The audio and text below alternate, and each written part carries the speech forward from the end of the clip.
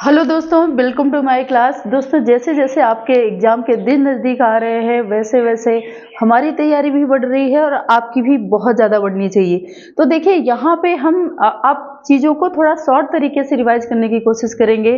तो हम इसी को ध्यान में रखते हुए हम शुरू कर रहे हैं फास्ट ट्रैक रिविजन। देखो, अभी हम डिस्कस कर रहे हैं विलियन चैप्टर, ठीक है। ऐसे ही हर चैप्टर का हम फास्ट ट्रैक रिविजन पढ़ेंगे, ठीक है।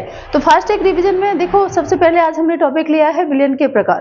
तो विलयन क्या होता है आप सबको पता है। विलय और विलायक का जब एक समांगी मिश्रण तैयार होता है तो वो आपका क्या कहलाता है, विलयन, ठीक है।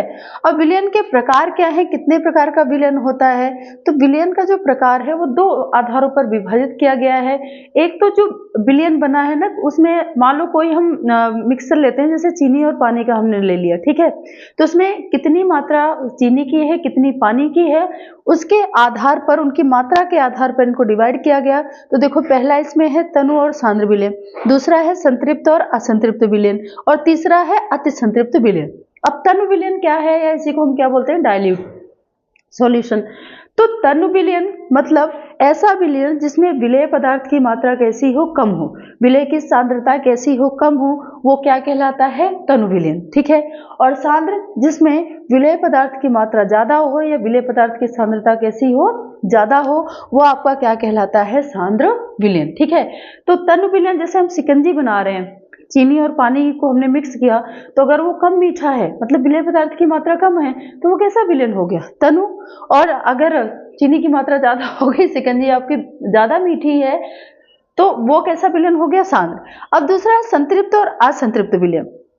संतृप्त मतलब कोई विलयन बनाने के लिए हमें जितनी मात्रा की आवश्यकता हो उतनी ही घुली हो, तो वो आपके क्या कहलाता है, संतृप्त विलयन। जैसे कोई हम शरबत या शिकंजी बनाते हैं, हम, अब आप ये नहीं बोलना कि मैम शिकंजी ही आप डिस्कस कर रहे हो, क्योंकि इसके लिए सबसे परफेक्ट उदाहरण है, ठीक है।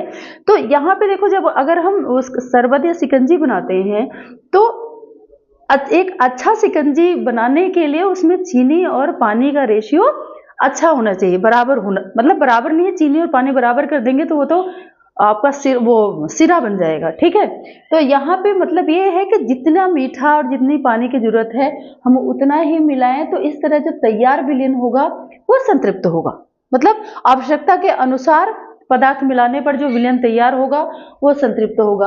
असंतृप्त मतलब विलयन बनाने के लिए जितनी मात्रा की आवश्यकता होगी, जितने विलय की आवश्यकता होगी, उससे अगर कम मात्रा में उपलब्ध है तो वो आपका क्या कहलाएगा, असंतृप्त विलयन, ठीक है। आवश्यकता से कम मात्रा में विलय पदार्थ अगर घुला हो तो वो असंतृप्त, ठीक है। आवश्यक मात्रा के अनुसार घुला हो तो संतृप्त। अति संतृप्त, जितनी जरूरत नहीं है, आवश्यकता से अधिक अगर विलय पदार्थ घुला हो तो वो आपका क्या कहलाएगा, अति संतृप्त, ठीक है।